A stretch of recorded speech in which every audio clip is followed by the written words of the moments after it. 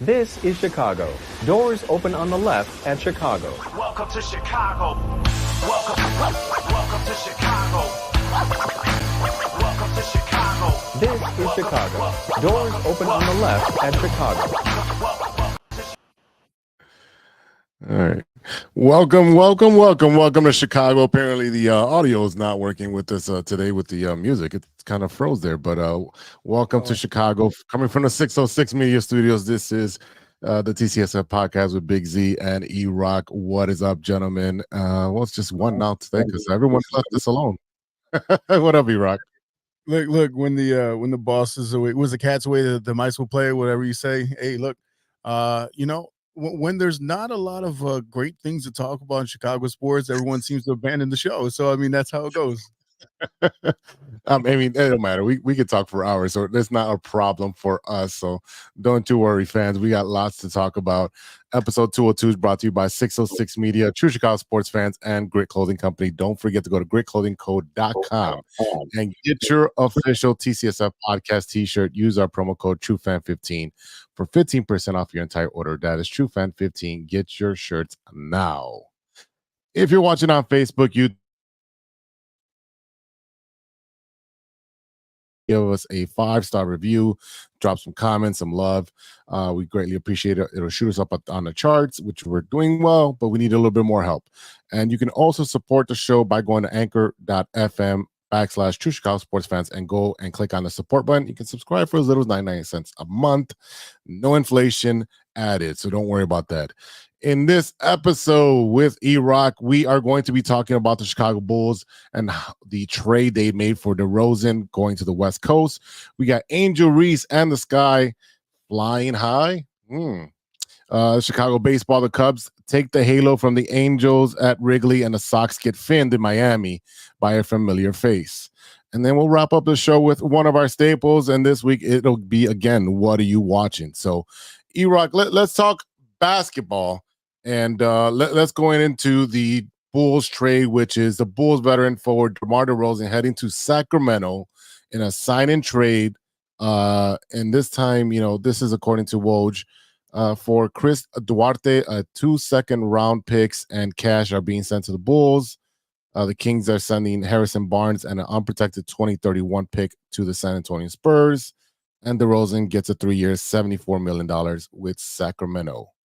What's your impression of this trade, man?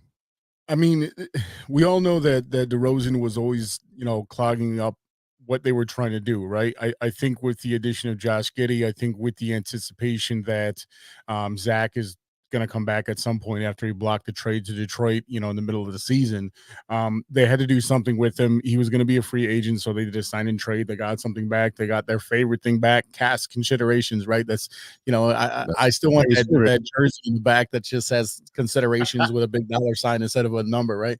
But look, Duarte, he played for the Pacers. He played for the Kings. I mean, you got something there. So, I mean, at least you didn't just completely let him go for free. He wanted the maximum amount of money that he could get. So that's why they ended up doing it that way. But look, we can see that the weird thing is you didn't see him. I think it was something like 30 months where they did not trade for another human, right? It was always cash. It was always something stupid, right? Picks, if that. I think the good thing is that they actually got something for him.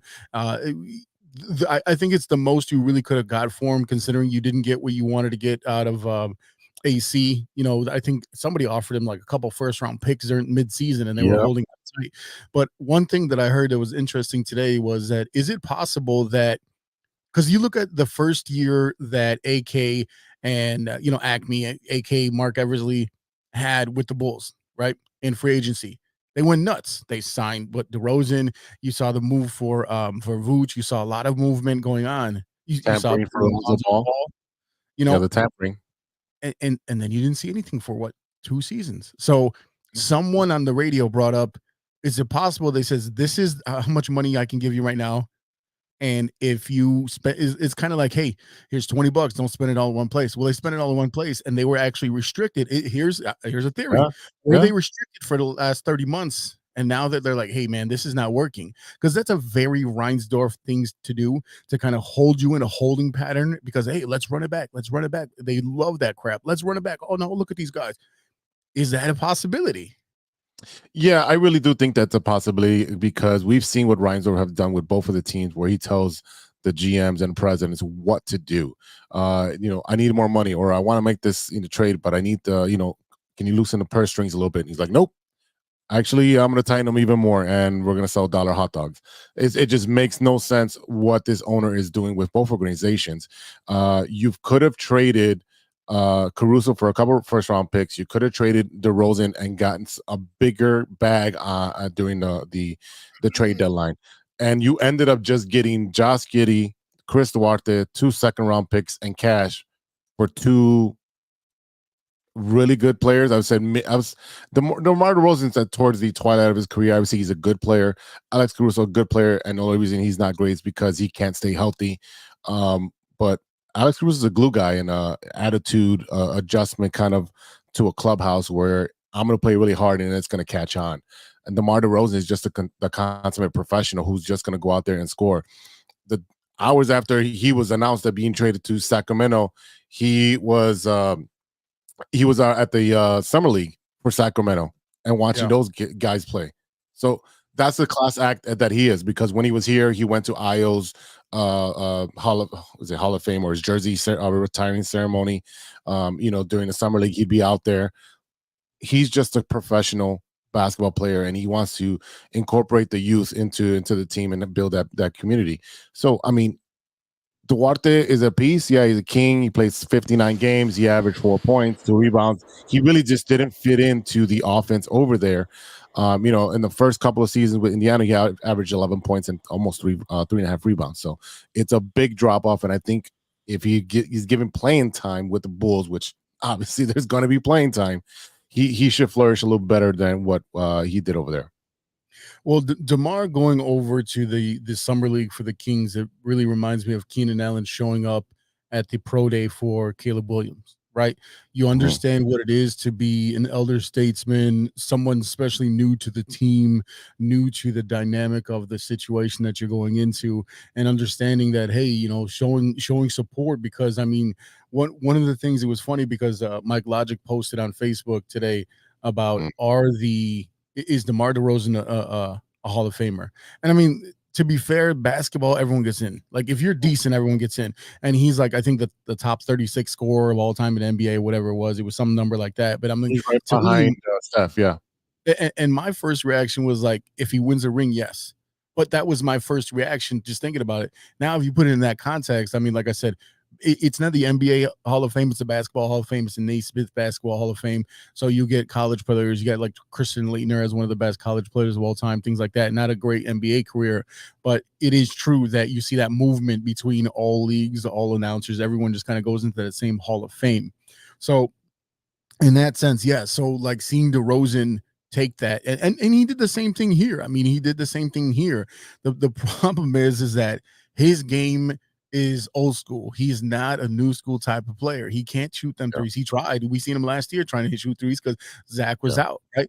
AC, he bumped up his game a little bit with shooting threes, but he's not an offensive threat whatsoever, really. So I mean, now you're trying to, when you're sitting there trying to like revamp, regroup, and see what you're doing. Right now, it's a youth movement, and I don't really expect anything out of this team. But the thing that really annoys me is that it took this long to get to this point. And especially the fact that they're trying to trade Zach, they're trying to trade Vooch. You just gave them both them deals not that long ago. And now you want someone to take money. Yeah, the Zach's deal is pretty much crazy. There's a report, and what credibility this is, but I mean, I kind of do like it.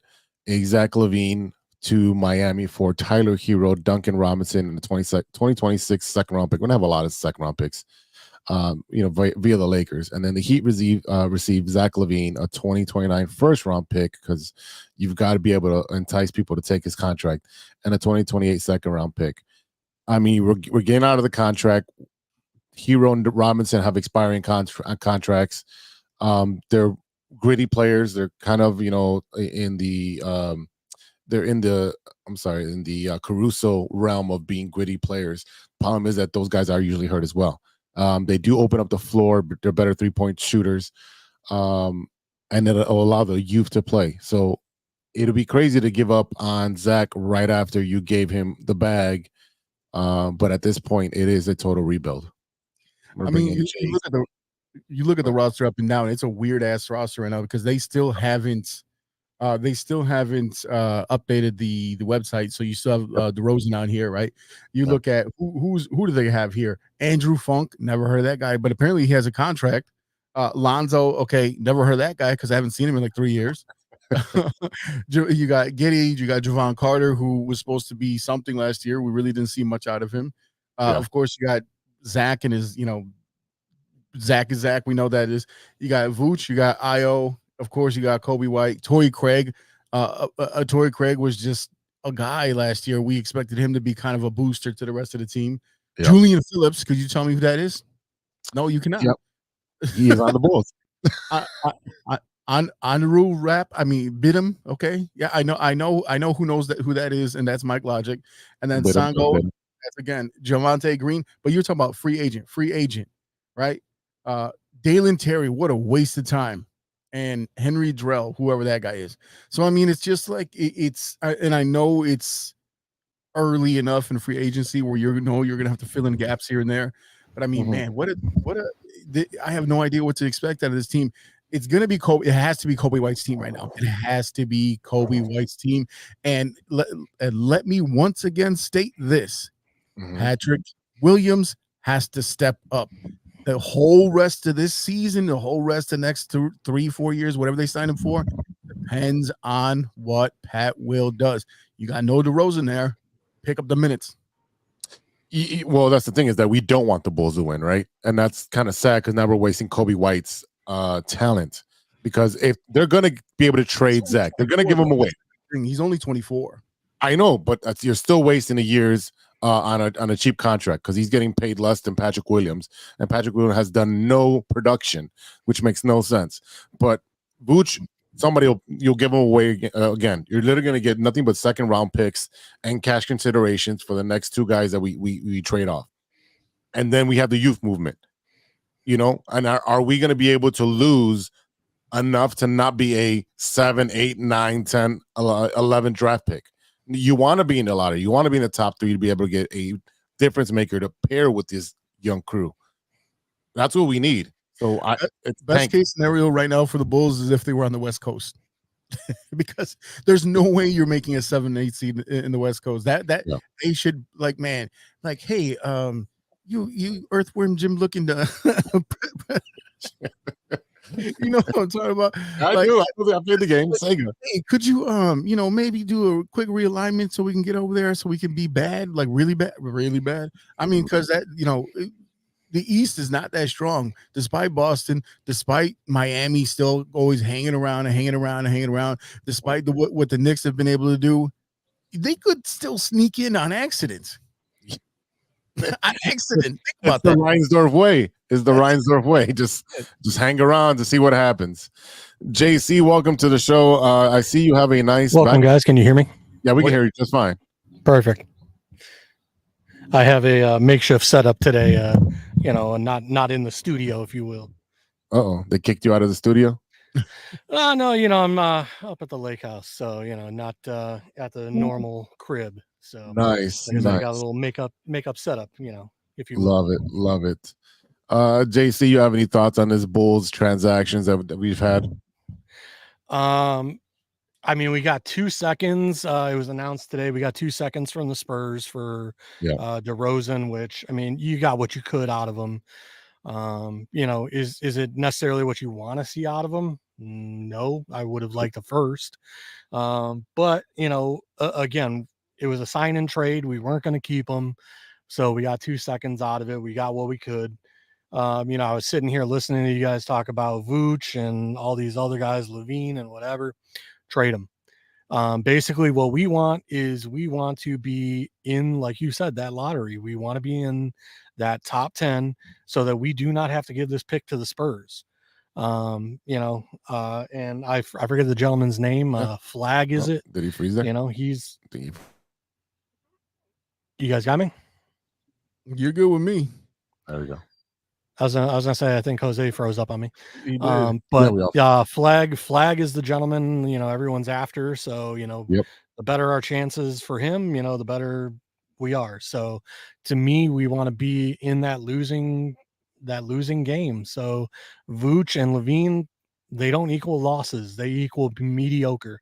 So if we're gonna rebuild, let's do it. Let's rebuild already. Let's stop messing around. Let's stop playing games.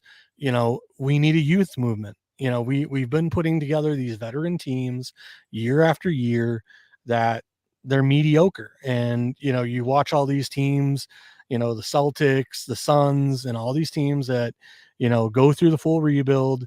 They go through the lottery pick system. They get these younger players, and then all of a sudden they bring in a veteran like Durant or someone that wants to play with some of these older guys, and it does them the service. So to me, it's a disservice to keep just doing what we're doing. Let's call it what it is. Let's break it down, and let's start fresh. Yeah, I mean, literally, we are the city of rebuild. If you look at every one of our teams, the Bears were 7-10 in a rebuild. Bulls are in a rebuild. Cubs, they should be playing, but they might be in another retool and more than a rebuild. The Blackhawks are definitely in another rebuild. And the Sky are also in a rebuild. So we are the city of rebuilds, not shoulders. We like construction. If you have ever been driven down any one of our streets with potholes or our expressways, it is always under construction. So we are the city of reconstruction. There is a reason why I'm not wearing any affiliate sports athletics team hat today. I just can't support any of our teams. It's everything is ugly right now. Bro, I swear to God, the Bears, you weren't wearing any underwear. No. Like I said, it's non-affiliated team hats. It's my company logo. So, like I said, today I cannot support any of our teams. Like I said, it's ugly out there. I mean, the Bears are probably the only team that I can, wishfully support right now, and that's because they haven't played a game yet. You want to know the irony of what you just said is that I'm wearing a black Chicago Cubs hat and Z's wearing a red, white, and blue Chicago White Sox hat, and all it says is on the front of Chicago. Yeah, that's generic as hell. Yeah. Hey, you know what? I want to bring up definitely keeping it generic. A 2-year-old topic real quick, just because I want to name drop. So yesterday I was hanging out with Mike Logic at the crib, and DJ Nonstop. I don't know. You know who that is? That's DMX's personal DJ. Which he was like, "Hey, you like DMX?" And I was like, eh. And he's like, "Oh, well, check this out." And he was like showing me all these videos of on stage with him, and I'm like, "Oh, this crap." But I did pose to him that question: Derrick Rose. Were you more excited about Derrick Rose or Justin Fields at the time? And immediately he said Derrick Rose. And there's something to be said about having a Chicago kid on your team and all that stuff. So it was just kind of interesting to kind of trigger that memory. After all the chaos that question has caused in the past couple of years. Definitely.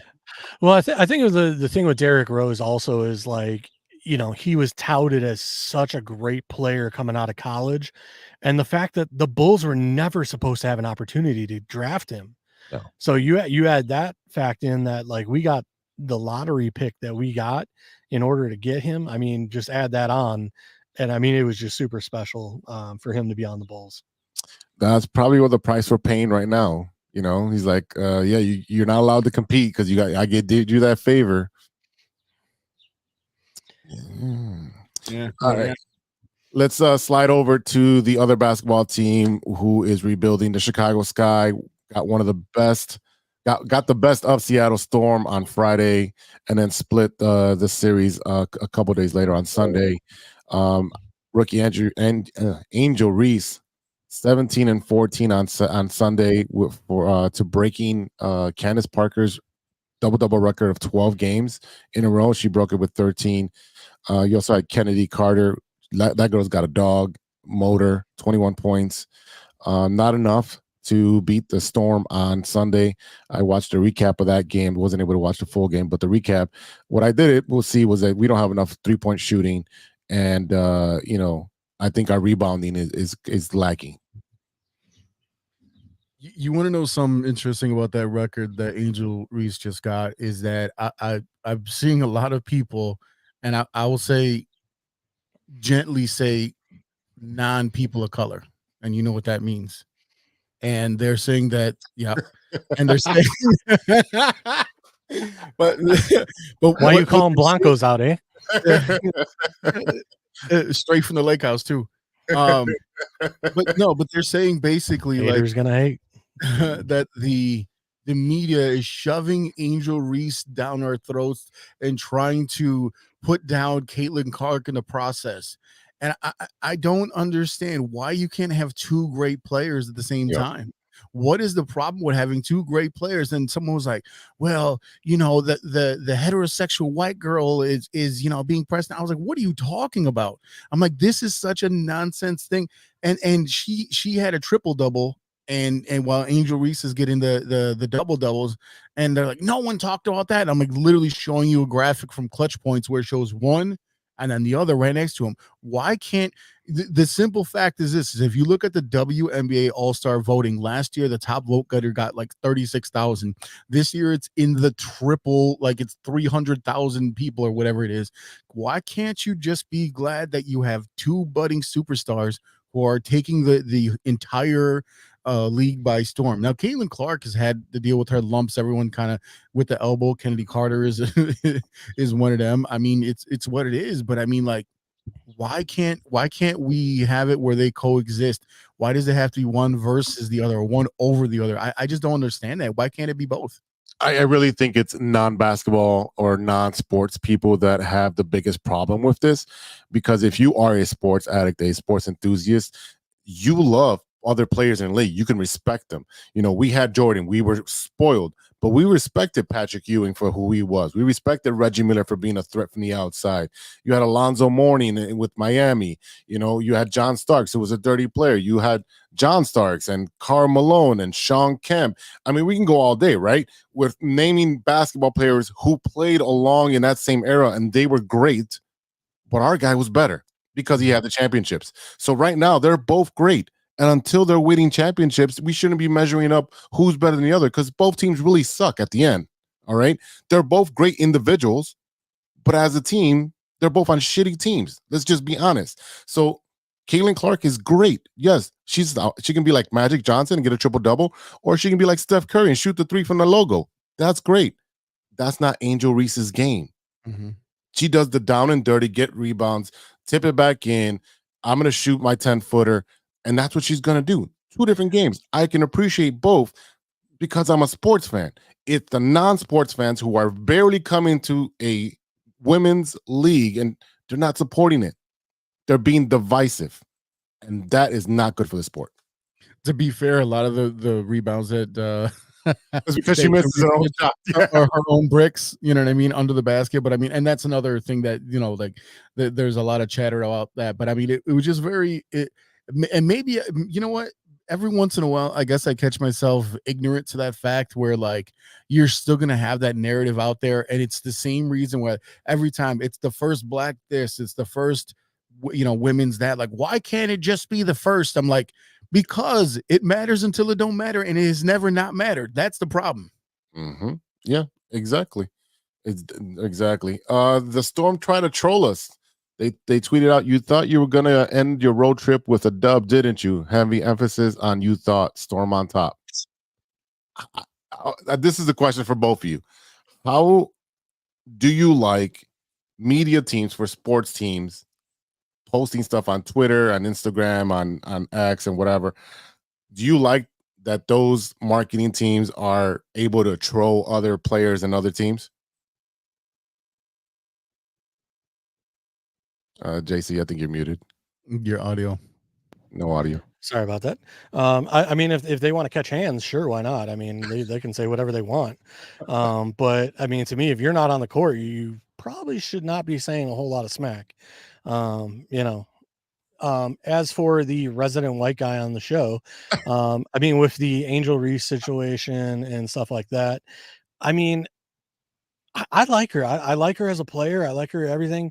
My only thing was, after the Sky played Caitlin Clark that one game, and the unnecessary foul, and then Angel Reese shot up off the bench and started cheering her teammate for taking an unnecessary shot. To me, like, that reminded me of the old school Pistons, where like they were just beating the heck out of Michael Jordan. And to me, it was just like, it's unnecessary. Like, yeah, I mean, like, yeah, it was a hard foul, but you didn't need to jump off the bench like that and start screaming and hollering and cheering your teammate for an excessive, unnecessary foul. But to me, like, you sit there and look at, like, Angel Reese fell to us at 8. Name me the other 6 girls that are better than her. I understand Caitlin Clark, but who are the other 6? Because I mean, Angel Reese is, the second best as far as I can tell.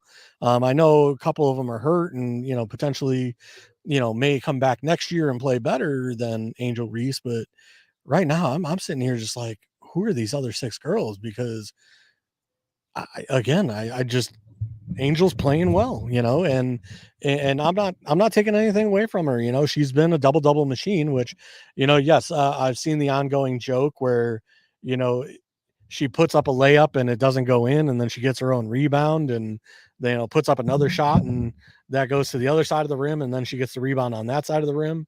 So yeah, I've seen kind of those memes and jokes where all of her offense or all of her rebounds are her own shots. But like as for the Storm trolling, like I said, I mean, what's their record anyway?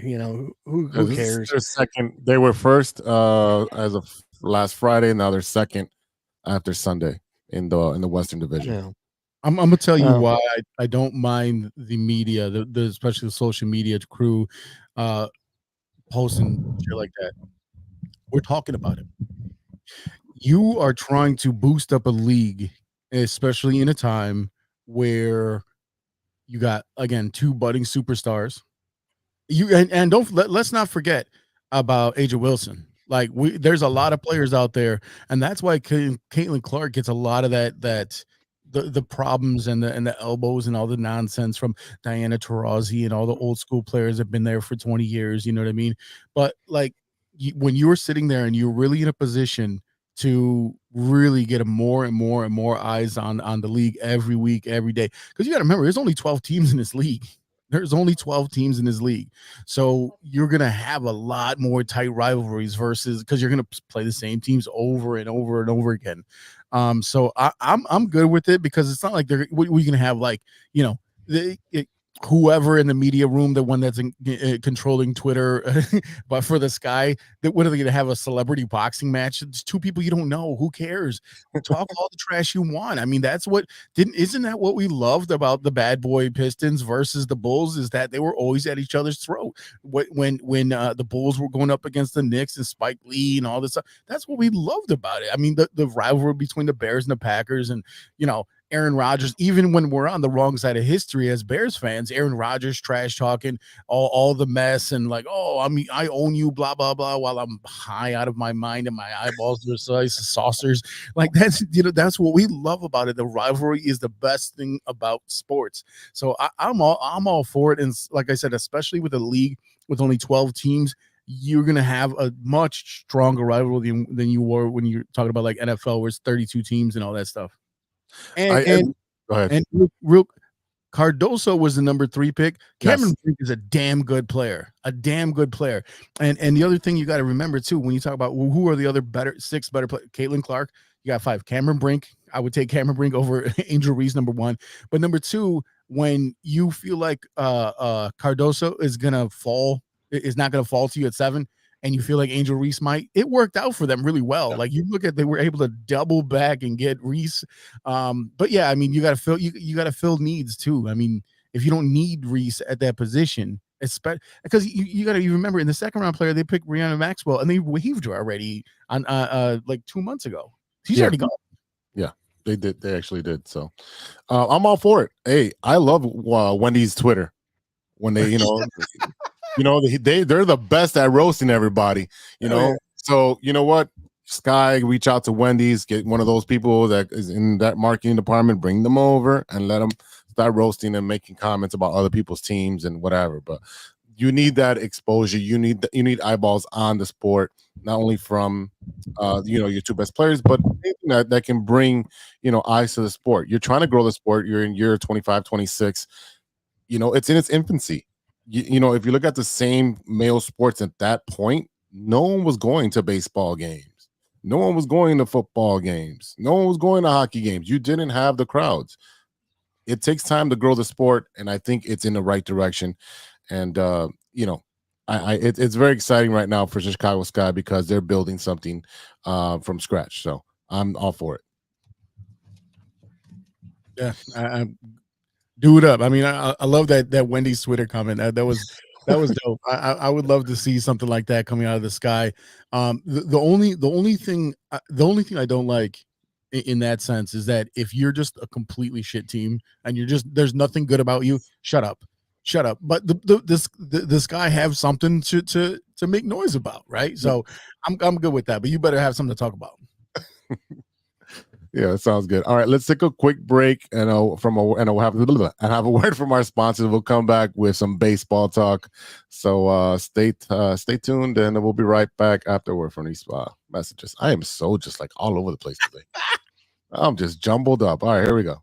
Hey, true Chicago sports fans, show off your Chicago pride with some fresh clothes from Grit Clothing Company. At Grit Clothing, they create that simple yet classic style that represents that Chicago Southside lifestyle. From t-shirts to hoodies, hats to glassware, they've got you covered. Grit has everything you need to represent your Chicago pride, so do it right now. Check out gritclothingco.com and use the promo code TrueFan15. TrueFan15. For 15% off your entire order. Let me say it again. That's gritclothingco.com and use the promo code TrueFan15 for 15% off of your entire order.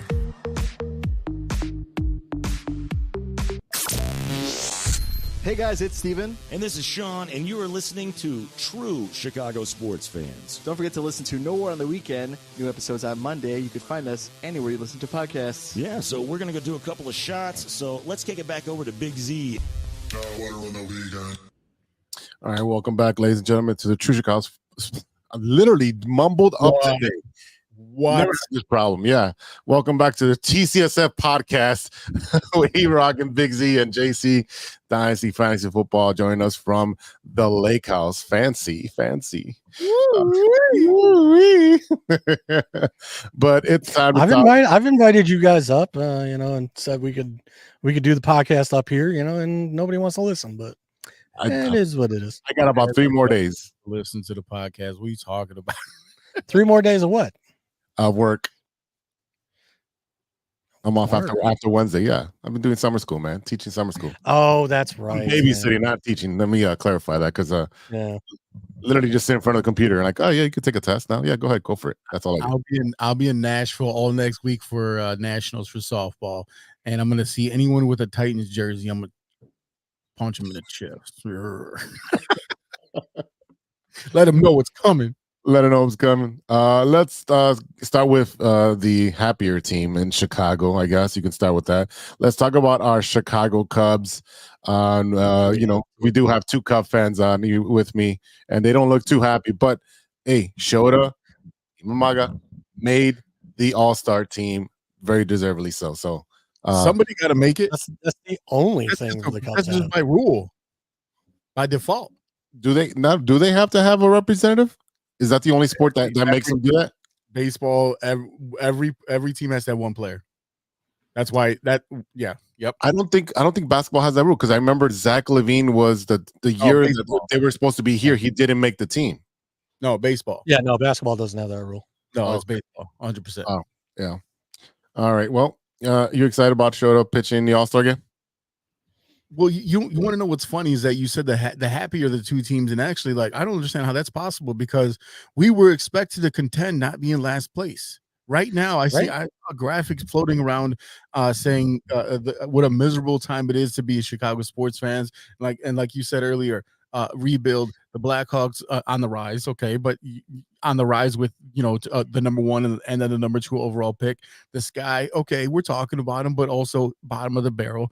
The Bears, we're all expecting. I think we're all champing at the bit to wait to see like mini camps and like the actual training and all that stuff. But we knew what the White Sox were going to be coming into the season, but the Cubs were supposed to contend.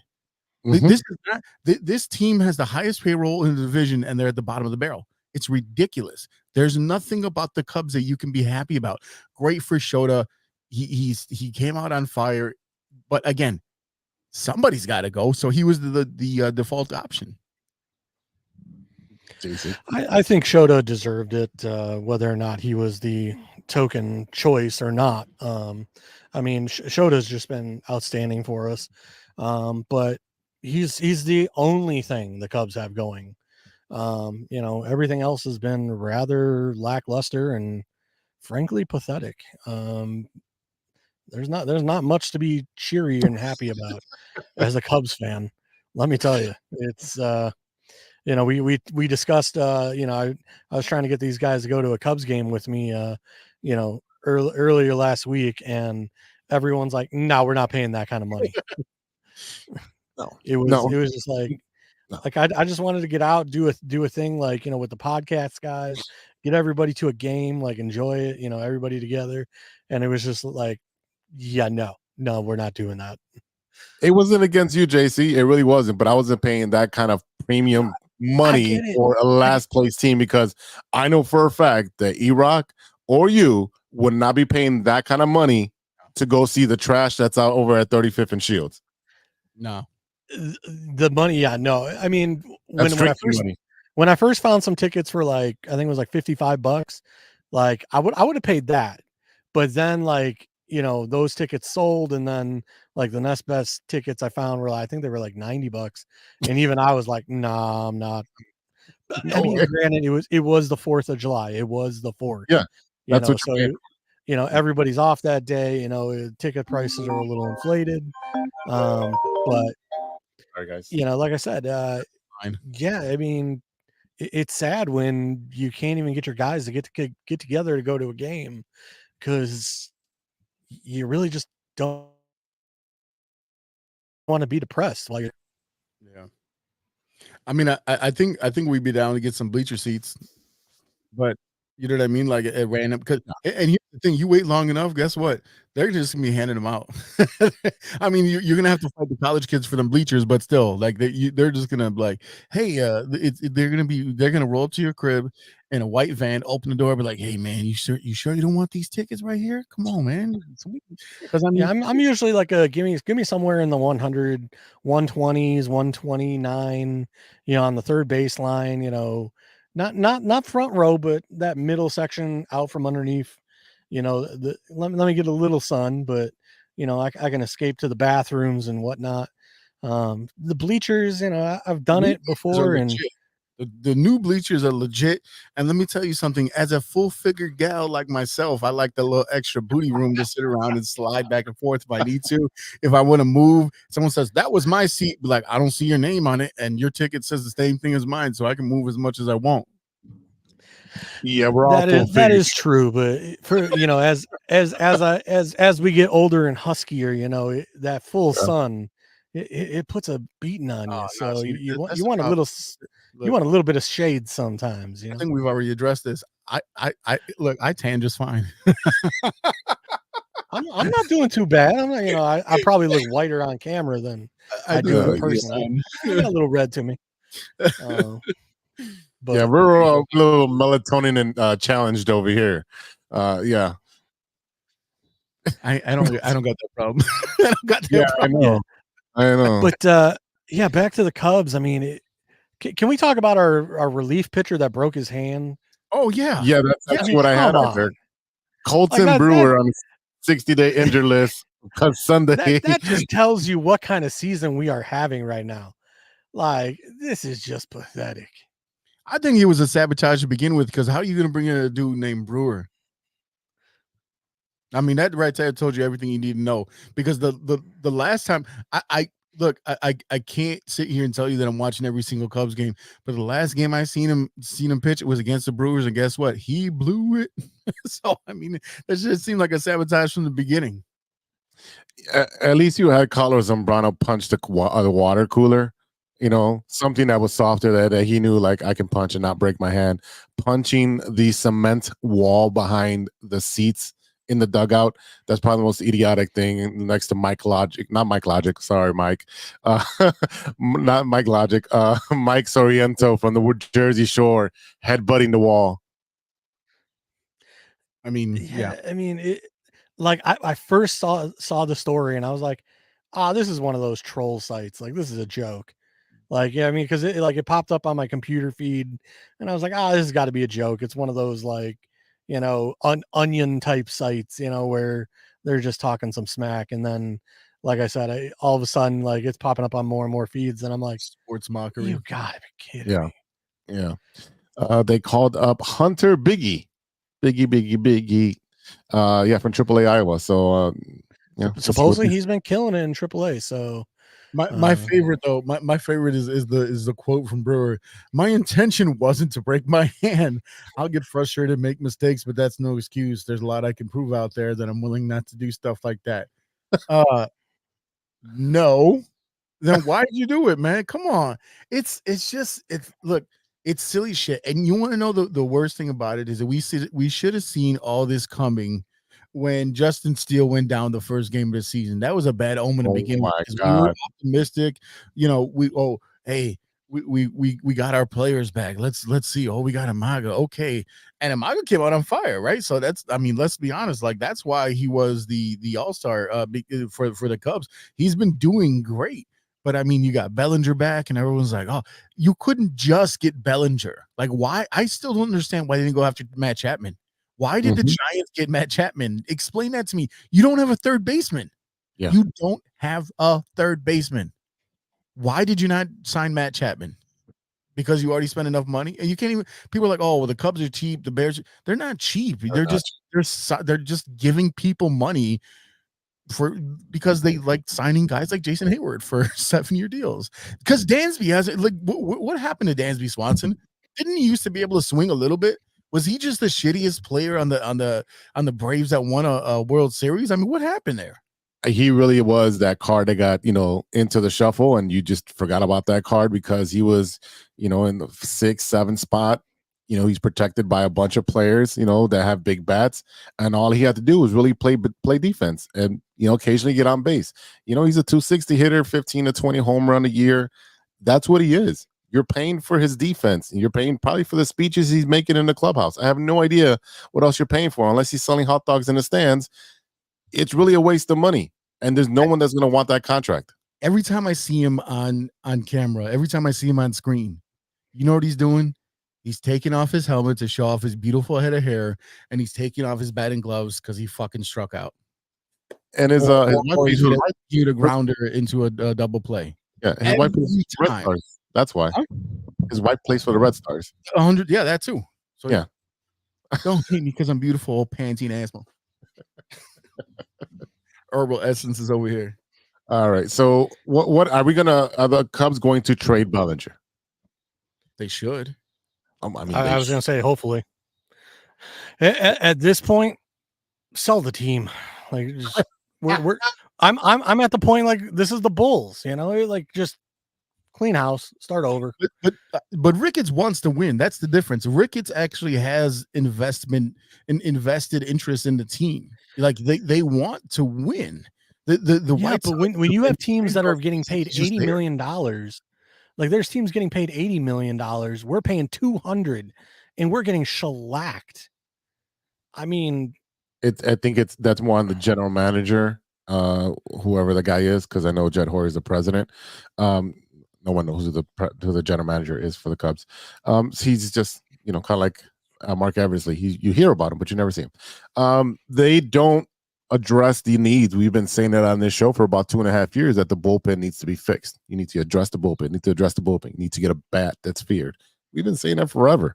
If we can see this with the naked eye, why can't people who have analytics and departments and scouting and people that have been in baseball for years understand that you need to every year add to your bullpen, because just because one guy had a good year last year does not guarantee he will have a good year this year.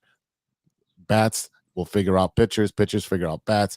It goes back and forth. That's the whole drama of baseball, right? The adjustments, game by game, series by series, year by year. So what you're having right now is that bullpen was never addressed, it was never bolstered, was never given a couple of fresh faces. All they did was all they did was paint over it, and the roaches are still on the wall that you killed, and it is painted over, and the roaches outline is still there. You can see how bad this bullpen has been over and over and over. And I just don't understand. That's been the weak spot your entire time. And you did not get another bat. You could have got Chapman, like Eddie said. You didn't. The bullpen has been the Achilles heel all year. And the weird thing is that even going back to 2016, they've had this weird hole at the closer position where they've kind of done patchwork. But you see Craig Kimbrell. You saw, what was the guy that they traded Jorge Soler for I forgot that guy's name already. But it's like they completely ignored it. Your big additions to the pen this year were Hector Neris and Kyle Hendricks. Let's be honest. I'm gonna throw a name out there and you tell me if you know who he is. Okay. Carter Hawkins. Yeah, that's the GM. Yeah. I had to Google that shit. Yeah, and he's been the GM since October of 2021. Holy shit. Yeah. Think about that right there. So that tells you a lot. Because he found he was the one that found Jose Ramirez as a scout. So he should be the GM of the Cubs. Good job. Great job, Cubs. Great job. Yeah. So I mean, like, what it really comes down to is the fact that they just completely and totally ignored the failures and the lack of any star power, lack of experience in the pen, and just let it run wild. They're like, hey, were you a starter in double and triple A? Would you like to be in the Cubs bullpen? Come on down. And that's like, you know what I mean? All those guys that you saw have a couple of starts, even Wisniewski, like you saw him have a couple of starts here and there last year where he spent time in the pen, right? So, I mean, and look, he pitched great the other day against the Angels. So, I mean, you can do that. But yeah, I think when it comes down to, you look at the failures of the pen, you look at how many blown saves they have. You look at the fact that Justin Steele will go out there and have like 7 great innings. Shota Imanaga have 7 great innings. Cal Hendricks even will have, when he had a couple of great innings or great performances in a row, 7 innings, 6 innings, or whatever it is. And then the pen goes out there and be like, hey, you're up 5-1, you lose 6-5. How is that possible every time? That is the biggest discrepancy. And then your offense is like, well, what the fuck? Why am I? You're just going to blow it in the end anyway. So, why am I going to sit here and kill myself when I know that when it really comes down to the finish line, the rug is going to be pulled underneath me? Yeah, and it also deters it kind of brings down the effort of your starting pitching that has been pretty decent all year. When they have gems, when my guys is like, I gave up 1 run in 6 or 7 innings, and then the bullpen blows it. It's like, dude, all you have to do was 3 innings, man. I did most of the legwork for you, And it's on both sides of the time. We'll get to the other side right in a bit, but it's very, very frustrating for starting pitchers who put out a good performance, or if you have the offense, which you have those bursts of offense where you had 7 runs or 9 runs and stuff like that, but it's not a consistent basis. You're scoring 2 to 3 runs and then blowing your lead late. I think the Cubs lead, or one of the leaders in blown leads in late innings. Oh yeah. Yeah, it's you, the Sox, Rockies, and you also have the most out on the base pads. So that those two do not equate to a winning culture, winning team. So it's just pretty bad. Yeah, no, we have Cade Horton, who, they keep saying they're going to bring up this year. He's hurt. I understand he's hurt, but once he went down, we've talked about it for ad nauseum that, Trevor Bauer still out there. Move Hendricks to middle relief, get him out of the starting lineup, move him to middle relief. Maybe his stuff, for 2-3 innings, he can hold it together for 2-3 innings. He can't hold it together for 5 or 6. He's not the pitcher he once was. and we've talked about this ad nauseum. I don't think at this point, I don't think anybody's going to pick up Trevor Bauer, even though I think the guy deserves to be on the team. Yeah. But I think the Cubs were holding out that Horton, they would bring him up, maybe that would be the replacement to Hendricks. At this point, I don't think he's going to get brought up until the roster expansion, later in the season. And like I said, I mean, I'm literally sitting here looking at, Cubs prospects, and it's just, I don't know. I'm sitting here. You know what really, the big thing that sucks is that, I think a lot of us were anticipating Ed Howard coming up and seeing what he could do. He's been injured. And now the latest thing that we hear is about Brendan Davis, who's had a myriad of injuries. He's only 24 years old. And now he broke his back. He has a back fracture. Let's see. 24-year-old outfielder who was a second-round pick of the Cubs 2018. He missed part of the 21 season after getting hit by a pitch in the face in spring training. And then he missed a large portion of the 22 season with back surgery, and he underwent muscle surgery last year, and now he's got a fractured back. So this is a guy that might not ever make it to the bigs, period. Yeah, I mean, our top 5 prospects, according to, MLB.com, Cade Horton, who's supposed to be coming up this year, Matt Shaw, third baseman, who's supposed to be next year, Owen Casey, Owen Casey, something like that. James Triantos and Moises Ballesteros. So like I said, I mean, Ballesteros, he's a catcher. Thank God. We need a catcher. Wasn't that supposed to be Miguel Maya? Wasn't he supposed to be the dude? Yep. But and then you look at Matt Shaw, third base. That would be nice. We need a third baseman, don't we, guys?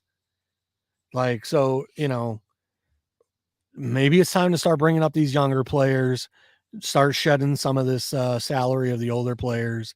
Like I said, whether it be Belly, whether it be, I don't know who, Hap, it Suzuki. Have to reset already. And this is exactly what happened to the White Sox. This is 100% what the White Sox went through, where you thought you had everything set and you brought all your prospects up. I mean, who's left in the what? You got Oscar Colas, who's had a cup of coffee, moving up and down a couple times. But I mean, like, who's there? Who's there? Lou Bob. He's already on the team. I'm talking about like who else can you bring prospects? No, everybody that was part of the original rebuild, it has been called up. It's as simple as that. But for the Cubs, you trade Bellinger because the Yankees have been scouting him for about 2 weeks, and Rizzo's prognosis doesn't look good right now. So he can play first and play outfield for Stanton and right. It's a short porch at home. He can hit home runs because he's left-handed. Boom. Send him out there, get whatever you can for him because he's going to opt out at the end of the year anyway. So get what you can from him. Let's move on. You got kids in the outfield that you can replace them. You can put anybody at first down your team. Everybody plays first. Go sign Bauer. Like JC said, it's not going to cost you much, right? It's not going to cost you much. He signed for a league minimum. We're halfway through the season. That's probably $500,000. All right, here you go.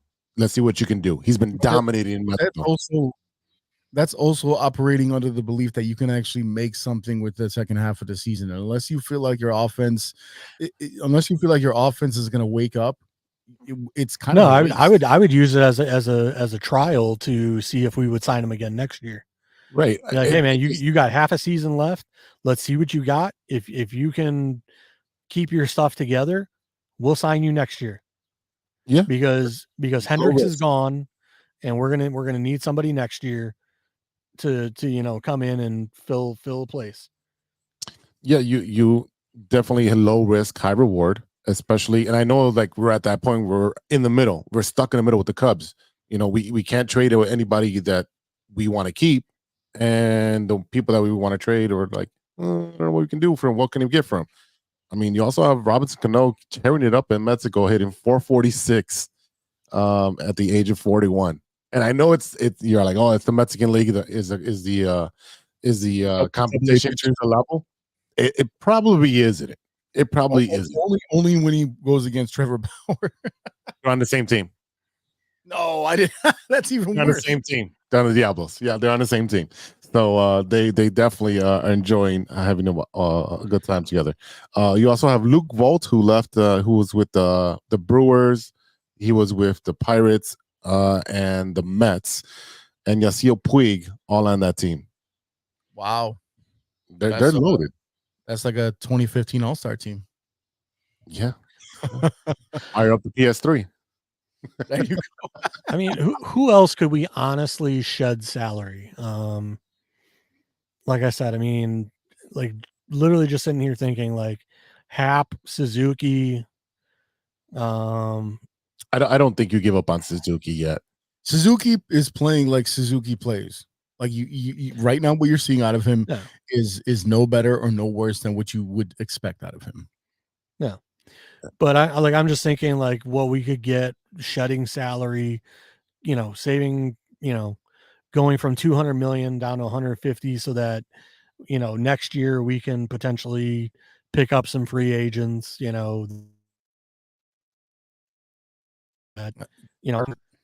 Prospects. And like I said, I look around this team and it's Belly and yeah, I don't know who else we're paying really big money. Yeah. It's Belly, it's Hendricks. Bellinger's the one. Bellinger is the guy that because you also don't control him after this year either. He's got player options two more years. So I mean, you might as well send him to the Yankees or wherever else he went. This is also again, MLB free agency in the last couple of years has been really weird in general, where you're seeing people like sign later and later and later, and especially this last off season, where all the Scott Boras clients got essentially froze out until the very end, and that's why, Belly had to resign at the end of the day back with the Cubs in that weird ass deal he got. So, yeah, but again, thank God, because I mean, imagine if the Cubs paid him what he wanted. Oh, the $300 million he wanted. Yeah, I mean, thank God. I mean, because if we paid him what we wanted, we would be in the Soriano, Jason Hayward all over again. So, I mean, I give the Cubs, I give the Cubs 100%, credibility for telling Bellinger, nah, go find somebody else and come back to us, and let's see what we can work out. They basically told him go test free agency, like you see a lot of football players say, a lot of basketball. Hey, and basketball players won't move, but football players, hey, receiver, you think you should be making more money? You want to reset the market? See what they'll give you. That's how the Bernard Berry went to the Vikings. All right, let's wrap up baseball with some Sox talk. White Sox are horrible. They're playing right now. No one's watching them. No one's there. Listen, whenever you see my head go the other direction, I got my eye on them right now. Yeah, I don't want to. I'll watch at the end of this. They continue to waste good and even great pitching, with another reminder this past Sunday night as they lost in the 9th inning to MLB's leading comeback team, the Marlins. Jake Burger, our former third baseman, catcher, first baseman, outfielder, Jake Burger, that guy, Burger Time, of all people, who has not been having a good year, wasn't having a good series, was 0 for 4, comes in for the 9th with 2 strikes and hits a burger bomb and sends the White Sox home with an unhappy meal. This was definitely a series that could have been a sweep for the White Sox. Yeah. Hey, when you saw him hit that burger bomb, did it make you grimace? That's a good one. That's a good one. No, that's a dad joke, bro. Listen, I got a question, and this is a serious question. I don't mean no shade. What happened to Tim Anderson? He got knocked out of the league by Ramirez. I mean, just bro, what the fuck? When they said down goes Anderson, that knockout caused CTE. I was gonna say that knockout caused some CTE, just like Antonio Brown, and he ain't ever been the same. No, he really does have some like off the field issues, where he's had baby mama troubles, females flying down to where he was playing in Miami. And obviously, if you're in Miami, there's a lot of temptation to do different things out there. And he's not that type of dude to keep the straight and narrow. So, yeah. Anyways, neither here or there. White Sox had pretty good pitching this weekend with the new kids. Drew Thorpe, 6 innings, 3 hits, 1 earned run, 2 walks, and 5 strikeouts. Crochet got roughed up at the end of his outing. I think he had like a 47 pitch inning in the 5th inning. He only pitched 4 innings, give up 5 hits, 2 earned runs, 3 walks, 5 strikeouts. And then Jonathan Cannon, another rookie, 6 innings, 3 hits, 1 earned run, 4 walks, and 3 strikeouts. And you know what? It's really bad because now we have Crochet, we have Cannon, who's come up now, and Thorpe, which is one of the pitchers we got traded for, Dylan Cease, who are actually up already and pitching for the White Sox and producing very quickly. And we're wasting it, just like on the Cubs side, where we're up, and then the 6th, 7th, 8th inning, we're getting outscored. It's ridiculous. The only time we're not outscored, the White Sox is in the 1st, 3rd, and 4th and 5th inning. That's the only ones where, yeah, it's not that bad differential. We're scoring 18 runs. They've scored 33 in the 9th, 32 to 49, 32 to 66 in the 7th. So that means you're middle relief. 31 to 47 in the 6th inning. It's bad. It's bad when your bullpen, which happens to be a Chicago problem, it's really bad. So it's hard to watch. I watch because I want to see the good pitching performances, and I know Lou Bob can do some special things when he's out there. He was great this weekend with his defense. He had a couple good shots out there, but the rest of the team is just, I don't know. I'd rather see the Savannah Bananas out there. So is Lou Bob going to get traded? No, there's not enough. There's not enough video, or there's not enough confidence of him staying healthy. He'll get traded in the offseason. He still has a couple of years of control. You'll see him if he can. You don't think there's going to be a team out there trying to make that final push that's going to need a bat that's going to say, "Yo, I'm going to take a chance on you." We won't get the return that they want. They want the castle and the moat and a couple of boats and some RVs. They want everything. They want a lake house. They want it all. They want a lake house. Come on, JC, what the hell? Hook them up. Hey man, I got a great price on my place. I know you do. You've had it for a while. They do want a king's ransom for both players, more for Crochet. But again, there's not enough confidence in trading Robert because he has not been healthy this year. He got 1 good season, and the rest of the season he's been on the IL as much as Lou Bob. So Spider-Man, Eloy.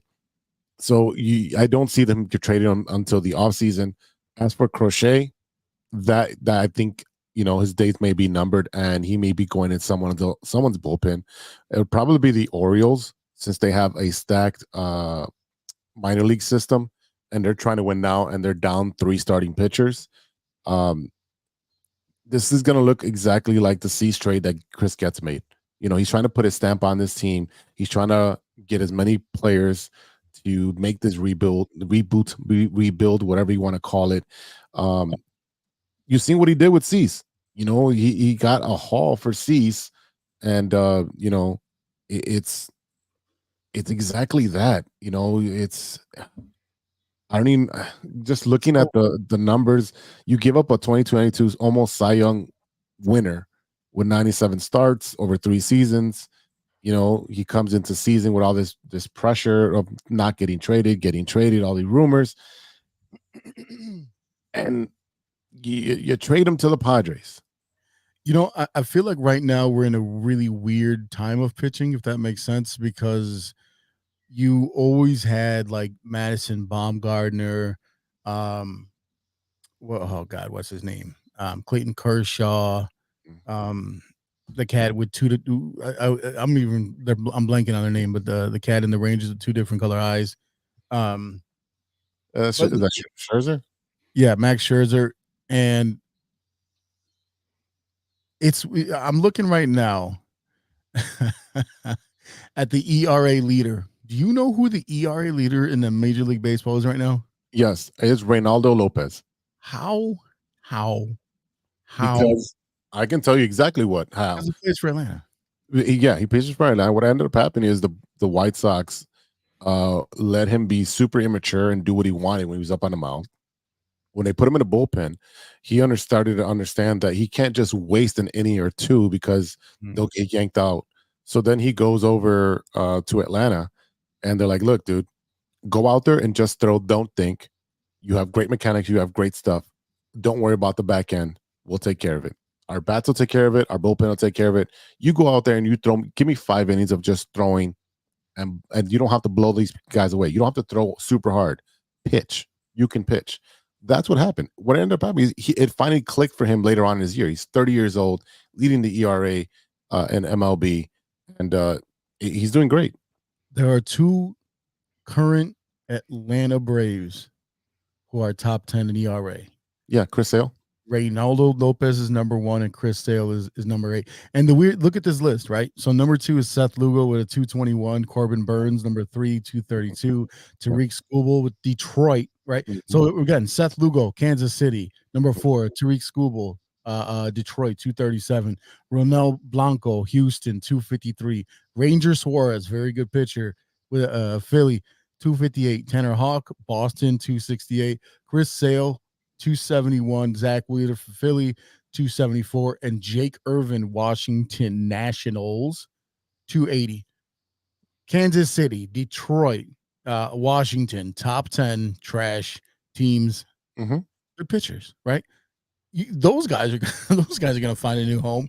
But I mean, it's a crazy thing. You got 2 guys out of Philly, 2 guys in Atlanta. I mean, it's crazy to think, and that kind of goes what I was talking about, is that out of those players, Chris Sale, you might know Ranger Suarez or Corbin Burns if you watch Sports Center every night, but you don't have no big name. Zach Wheeler, maybe. There's no big name pitchers on sitting out there at the top of the league right now. A lot of the big name pitchers are hurt, right? And that's what I'm saying. It's a really weird year. It's a really weird year for pitching, because even if you go down for, you got Crochet at 308, Eric Fetty 313, and respectively 17 for Crochet and 19 for Fetty, and then Shota at 316, right? So I mean, it's where you don't have any stars, and you're hoping that by the time playoffs come around that they're on point. But I mean, it's a weird. You don't hear none of these crazy. Every year you heard, oh, it's like 2 no-hitters in a perfect game every year. We're halfway through the season. I think there was 1. Yeah, it's very rare. I mean, I think the philosophy in pitching has changed in the last couple of years, where now it's like, oh, can you throw 100? All right, great, do that. Yeah, and there's not really pitching. It's more just I'm throwing the ball and I'm trying to challenge every batter, and that is not how you have to do it as a starting pitcher. You have to have different pitches and keep batters off center. Yeah. Exactly. So you keep them off balance, and that's what Reynaldo has done. He's learned how to do that through a good pitching organization. We know Atlanta has always produced pitchers, and if anybody goes over there, they become a really good pitcher, because they've had that for the last 30-something years. They've always done that. So I'm happy for him. I'm cheering for Atlanta. I hope they lose to the Dodgers, and the Dodgers win the World Series. Yeah, a real World Series this time. A real World Series. That's right. Not the COVID World Series. Anything else? Let's see. For the White Sox, everybody's going to get traded. What's going to happen? Everyone's gone. Tommy Pham is going to be gone. Eric Fetty is going to be gone. Crochet is going to be gone. Who else? Tommy Pham. Let's see. If you can trade Belly, not Belly. What's Jesus? Our left fielder makes $75 million. I don't know, but listen. Yeah. If you're gonna say Tommy Pham, you gotta go with Tommy Pham. You gotta say Pham, like, bro. Come on, Pham. Come on, Pham. Yeah, you got to trade on. Bring all the kids up. It's time. Let's see what we got in the minor leagues. I know our AA team has been killing it, doing great. AAA not so much. And A-ball is just struggling. So it's time to bring the kids up, see what you got, and get rid of these stupid contracts and another rebuild. So Let's take a quick break and then we'll come back with what you're watching, and we'll do that after a word from our sponsors. Hey, true Chicago sports fans, show off your Chicago pride with some fresh clothes from Grit Clothing Company. At Grit Clothing, they create that simple yet classic style that represents that Chicago Southside lifestyle. From t-shirts to hoodies, hats to glassware, they've got you covered. Grit has everything you need to represent your Chicago pride. So do it right now. Check out gritclothingco.com and use the promo code TrueFan15. TrueFan15 for 15% off your entire order. Let me say it again. That's gritclothingco.com and use the promo code TrueFan15 for 15% off of your entire order. What up? It's Martin Moreno, and you are listening to True Chicago Sports Fans Podcast. Welcome back to the TCSF podcast with E-Rock and Big Z. We got JC Dynasty Fantasy Football down there from the lake house remotely. And you know what? It's that time to talk about what you're watching. What you're watching that is in sports. I'm literally all over the place. You are, man. You know what's funny is that every time I hear that drop with Martin, I always think he was like, "True." Hold on, let me see your shirt again. True Chicago. Okay, wait. Can I spell? That was my favorite. We're watching him have to do it. Like, it was like, wait a minute. I'm like, read. Like, right there, just read the shirt. Read the shirt. What is it with comics? Mikey O had the same thing. Mikey O was like, he had to look at the shirt. Yeah. It's too many words. It's too many words. Hey, I fumble it all the time, so I understand. All right, JC, what are you watching that isn't sports? I killed the season of The Bear. Nice. Watched all of that. I don't know. I thought this season was kind of lackluster. Mm-hmm. You guys got me? Yeah, we got you. Agreed. Other than The Bear, I've also been watching The Boys. Kind of a weird season on that too. Waiting for things to kick off on that, start getting a little more action packed, if you will, I guess. So hopefully in the next episode or two, that'll kick off. And I watched the new Axel Foley movie. Oh, you beat me to it. What'd you think of it? Yep. Axel. Didn't think it was great, but I think it did good service to the original. So like I said, to me, it wasn't like the greatest, reboot or sequel, if you will. But like I said, I think it did really good service. If like on a star rating out of 5, I'd give it like a 3.5. I thought it was very watchable. I thought it was a good movie, but like I said, it didn't blow me out of the water. I think it was better than the new Bad Smith. We lost you there. It was better than what? The new Bad Boys movie with Will Smith. Oh, I haven't seen it yet. The fourth one? The fourth one? Yeah, there's a new one where, I mean, Martin Lawrence just looks washed in this new one. He looks old, and it's Lethal Weapon, where he's always like, "I'm too old for this shit." Yeah. But Martin Lawrence, you really are too old for this. But look, here's the thing about Axel F, right? Look, you brought back Rosewood and Taggart, right? Taggart looks like he's about 157 years old, and it looks worse with the makeup, right? But I mean, like that. I mean, Taggart looked bad in the original, but yeah, I mean, but again, like that was the 80s old, right? Or like, he went into the right? Like that's how that's how it works. But Judge Reinhold, man, he looks rough. He looks like he's been through it. He looks like he ran through the 80s, just snorting up all that money he made from Fast Times at Ridgemont High and Beverly Hills Cop, and even when he was in the Santa Claus as the weird stepdad. He looks like he just fucking blew all that through one nostril and out the other, and he looks rough right now. Because hey, look, what do they always say? Black don't crack, because Eddie Murphy has looked 50 years old for the past like 30 years, right? He's looked exactly the same age forever. Once he was in like daddy daycare, that was his look forever, man. I don't know what it is. It's smoothing the cracks. I don't know how they. I gotta disagree, man. It looked like there was some Botox holding that thing afloat. Hey, because but he's looked the same. He's looked the same. His face looked a little puffy, if you know what I mean.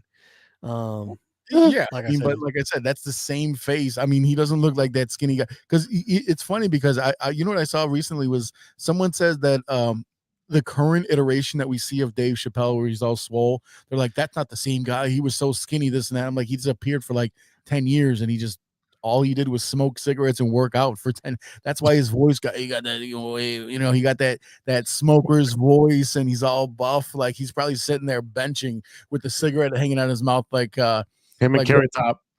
Well, no, I'm gonna give a shout out to one of my guys. One of my buddies, John Yalagin. I mean, growing up as a kid, I mean, skinny as a string bean, but now that he is a girl dad and has grown up, he put on the weight. He's looking more like a Kobe, if you will. So like I said, as you get older, so Dave Chappelle, I can believe he put on the weight. So like I said, as you get older, you put on the weight a little bit. So that's just a conspiracy theory. That's a conspiracy theory of, like, hey, that's not the same guy. It's like how they replaced Mark Hamill from Star Wars, the first one to the second one. That's not the same actor. Or they replaced Paul McCartney. He's not the same singer.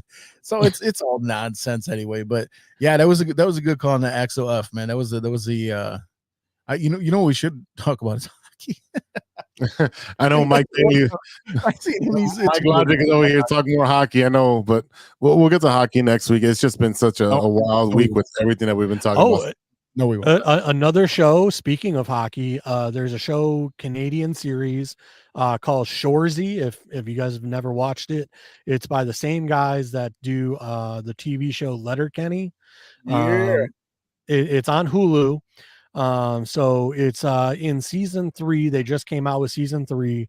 But it's about a Canadian hockey team it's like a men's league, the not juniors, but whatever, like it's an older kind of rat leagues, veteran team. Rec league. But hilarious show if you guys have never seen it.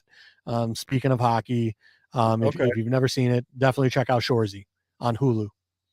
I find it says, Shoresy sees the foul-mouthed, chirp-serving, mother-loving, fan-favorite character Shoresy join a senior AAA hockey team in Sudbury on a quest to never lose again. Yeah, this is totally a Letterkenny type show. This is totally a Letterkenny on skates. Come on. Yeah, well, I mean, one of the characters, Shoresy, is from Letterkenny, and in like one of the last seasons of Letterkenny, he leaves Letterkenny to go to Sudbury, and then like this is the creators like branch off show, because they actually shut down Letterkenny. They're not doing that show anymore. Yeah, I recognize this guy. Yep. Yeah, for sure. Letterkenny was so underrated. It was so underrated. Oh, dude, you know what? One of my good friends doesn't like it, but I told him I'm like, dude, the genius of the writing and like how quick the commentary is. I mean, it's just, you could watch it 30 times and catch something new, because some of their commentary is just so fast and quick-witted, that it's just like a back and forth. Like I said, you could watch it like 30 times and catch something new that you've missed. But like I said, if Shoresy, like it brings in almost like that major league, but hockey, if you will. All right, I'll give that a shot. E, what are you watching that is in sports? So funny enough, I actually had a very busy weekend on the 4th of July. We were supposed to have my wife's 2 cousins' families coming over. That's one family of 5, one family of 4, and I had 3 racks of ribs and 2 giant packs of chicken legs for the 4th of July cookout. And they were both like, oh, my tummy hurts. So that was literally out. The morning of the 4th of July was going to be a dud, because I was just like, what am I going to do now? I got to cook all this food. I'm going to be by myself. I hit up the boys, and my guy, Alex, whose birthday is 4th of July, came through, and Juanito came through. So we chilled in the garage and we watched DVDs because the Wi-Fi doesn't reach out to the garage. So I got this old little TV with a couple of DVDs, and I'm sitting there watching. We were watching like old school Anchorman, all that stuff, and I'm like, thank God I kept all these DVDs. So funny enough, over the weekend, when I went to Goodwill, I picked up Hangover on DVD and something else on DVD so we could chill out there. But it was that, and then Thursday or Friday night was a impromptu. No, Thursday or Saturday night was another impromptu, like out till 2:30, 12:30 in the morning. And then last night was another one where I was hanging out with, like I said, DJ nonstop. Not to brag, even though that's Mike's boy, not mine. But it was cool to chill with him. So I spent a lot of weekend doing that.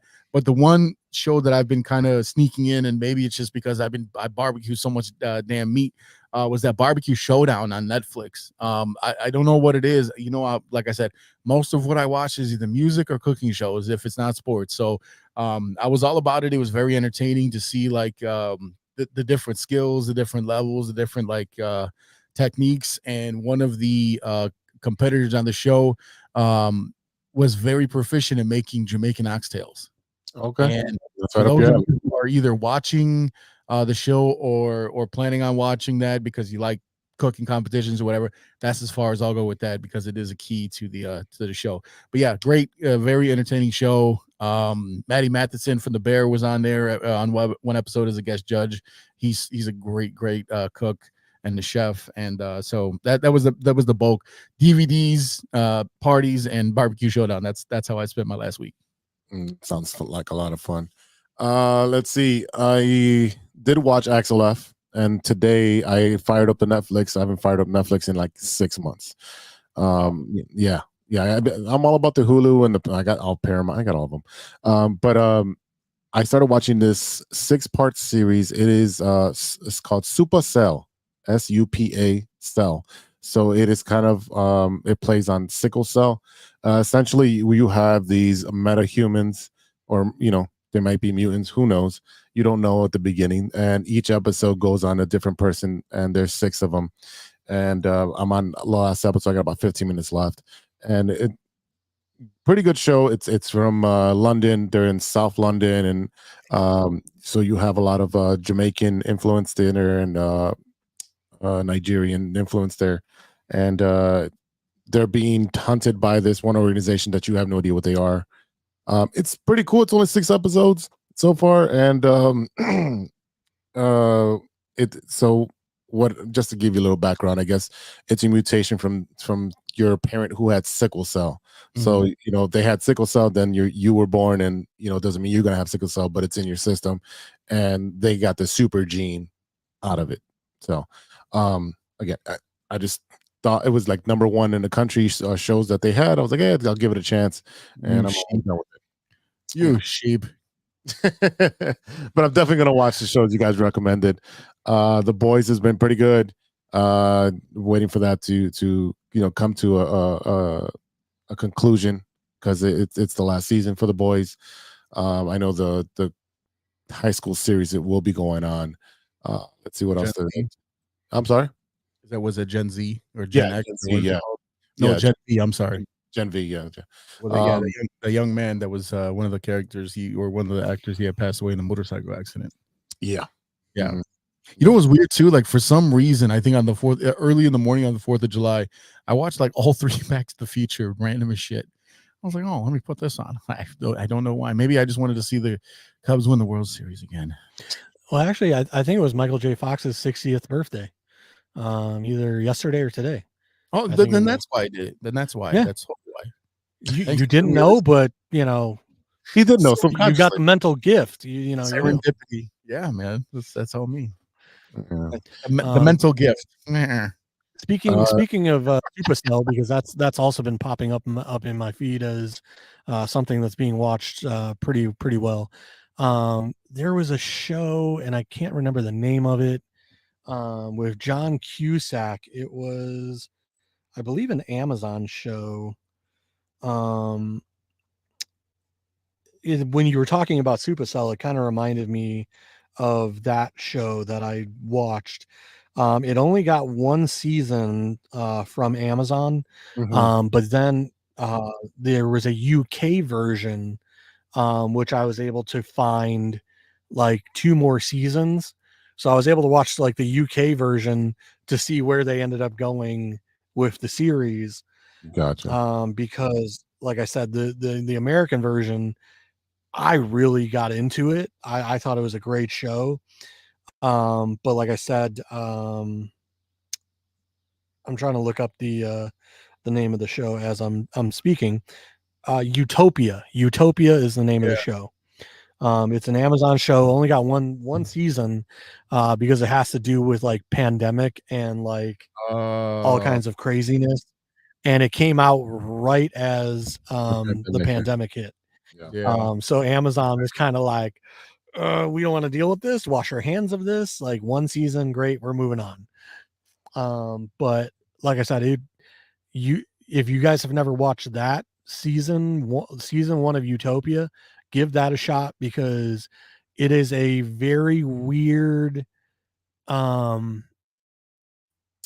of like thriller / murder / conspiracy TV show, and it's great. Awesome. If you're looking for something to watch, also American Psycho is on Netflix now, so that's always always a good watch. Always a good watch. Oh, speaking of American Psycho, I watched it's on Vice. It is the I think it's like 8 parts on Batman. So they go movie by movie and break it down. So starting with, Michael Keaton, and they go behind the scenes and talk about different things. And then they talk about, Batman Returns, they talk about the Penguin suit and, the casting of certain, individuals. And there was a lot of stuff I didn't know. They went through they went through the trilogy, the Chris Nolan trilogy. And that was pretty cool as well. A lot of stuff I didn't know, and a lot of stuff I did know. But definitely you didn't know about Batman. There was things you didn't know about Batman. About not about Batman, but as actors that fell off the horse in Batman 1, it wasn't Kim Basinger that they originally cast. It was another actress that I had no idea who her name was. Someone called Bruce Wayne. This guy's a fraud. All right, before we close out, I want to give a shout out to Jessica McCaskill, who has just officially retired from boxing, and she had a great career. She's a former guest. If you want to go ahead and look for that episode, it's a great episode where we interview her. So she's now doing more of the training and promoting along with her husband, Rick Ramos. So congratulations to Jessica McCaskill. That's what's up. Yeah, very, very early guest of ours. Really cool. I still remember going to get her autograph up in the line at where was that? The hat store. What the hell was that? That's the south side. But yeah. It was a grandstand. Grandstand. Good job. Yep, there we go. Good job. Yeah, because my memory is shit.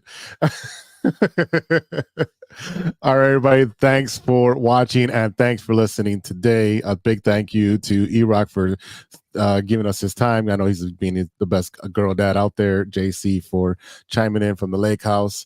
Everybody that's been watching and listening, thank you very much. Episode 202 was phenomenal. So thank you to our sponsors, 606 Media, True Chicago Sports Fans, and Grit Clothing Company. You know where to go to get your shirts. Go to gritclothingcompany.com. Gritclothingco.com. I'm literally just all right. Check out the newest shows on the 606 family. No Water on the Weekend with Steven and Sean, pop culture forward podcast that dabbles in funny trivia, film, and television and music. They post every Monday afternoon. Go ahead and check them out on all social podcast apps. Also check out my new adventure in Posicated with Big Z. There's a new episode out that just dropped today with recording artist Pinky Ring. She's Chicago born and raised. She also went to Lane Tech. She's a little young, about 4 years younger than us. So we were seniors and she was a freshman.